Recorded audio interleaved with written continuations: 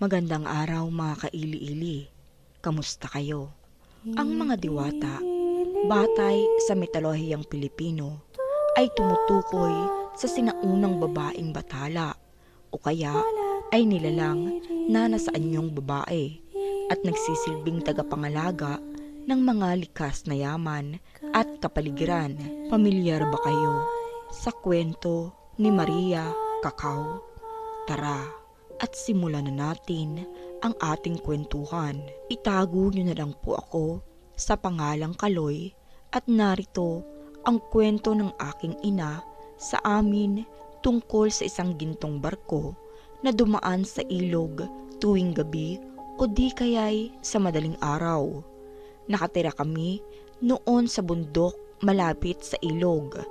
Sabi-sabi nila noon na may diwata na naghahatid ng mga kahoy ng Madre Cacao at nakasakay ito sa isang malaking gintong barko mula sa bundok sa amin. Akala namin na hindi iyon totoo, ngunit may isang matandang lalaki ang nakasaksi sa pagdaan ng malaking barko.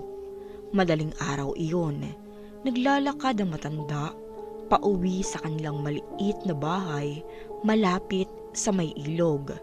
Nang marinig niya ang malakas na ragasan ng tubig mula roon, maya-maya ay napadaan siya doon sa parte na kung saan kitang-kita niya ang ilog at laking gulat niya nang makitang napakalaki ng baha. Hindi ito katulad ng mga karaniwang laki na lagi niyang nakikita. Mga ilang sandali pa ang lumipas ay nagulat siya at hindi makapaniwala nang may makita siyang isang malaking gintong barko.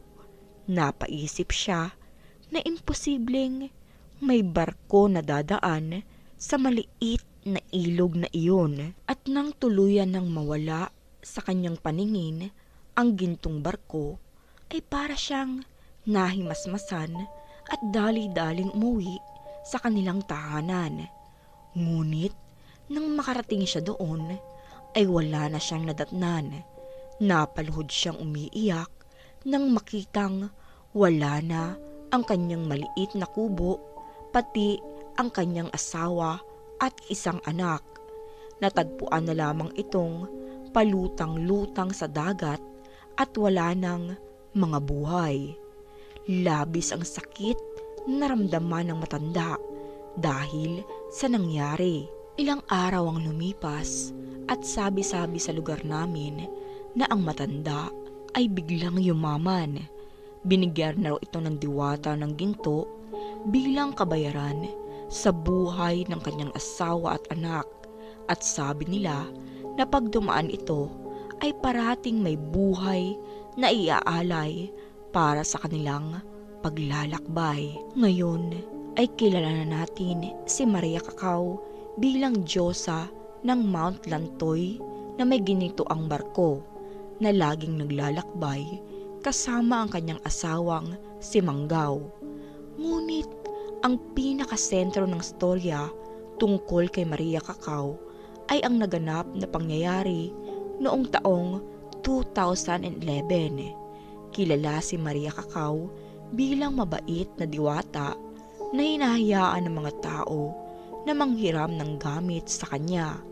Ngunit may mga kwento rin tungkol kay Maria at ang kanyang ginitoang barko na nangunguha ng mga kaluluwa. Taong 2011, nang hagupitin ng bagyong Sendong ang Pilipinas. Pinakasentro ng bagyo ang mga lugar sa Mindanao kagaya ng Cagayan de Oro at Iligan City na pinaka-naapektuhan ng bagyo. Gabi ng pananalasa ng bagyong Sendong, nagising na lamang ang mga residente ng isla ng Bayog na halos lagpas tao na ang baha. Ayon din sa kanila, may ilang residente raw ang nakakita ng ginutuang barko na lumulutang sa ilog.